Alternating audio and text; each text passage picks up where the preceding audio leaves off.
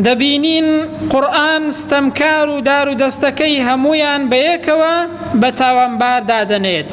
ئەوە نییە بەس فیرعەون بە تەنیا تاوانبار بێت، بەڵکو کە سەرنجی قورئان دەدەین ستەمکاران و هەروەها دار و دەستە و سەربازەکانیان هەمویان بەیەکەوە دەداتە قەڵەم، هەمویان بەیەکەوە تاوانبارن.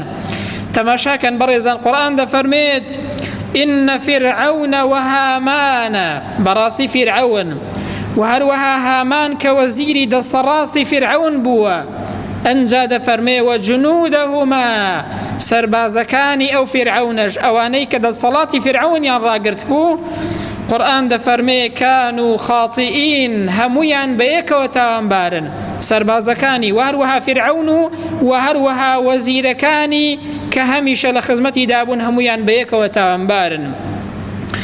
بۆیە قورئان کاتێک کە باسی لە ناوبردنی ئەو کەسانەمان بۆ دەکا کە زاڵم و ستەمکارن، باسی ئەو گەلانەمان بۆ دەکا کە دەسەڵاتیان هەبووە، لە ناویاندا باسی ئەوە دەکا دەفەرمێ وەفیرعەون ذی الأوتاد، ئەو فیرعەونەی کە خاوەنی سەرباز و دەسەڵات بوو، دەسەڵاتی داکوتا بوو لە زەویدا.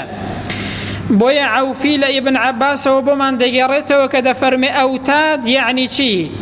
يعني الجنود الذين يشدون له أمره.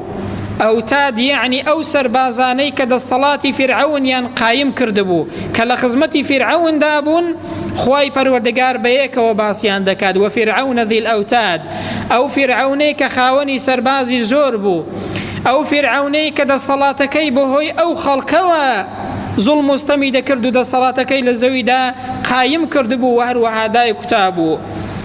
بۆیە دیسان لە ئاەتێکی دیکەدا دەفەرمێ وەستەکبەڕ هو وجنوده في الأرض بغير الحق، فیرعەون لە زەویدا خۆی بە گەورە گرت و هەروەها سەربازەکانی فیرعەون و سەربازەکانی بەیەکەوە دێنێت. تەماشاکەن بەڕێزان، ئەوە دەرس و پندێکی زۆر گەورەیە بۆ ئێمە کە هەمیشە ستەمکاران و دار و دەستەکەی بەیەکەوە تاوانبارن و قورئان بەیەکەوە باسییان دەکات.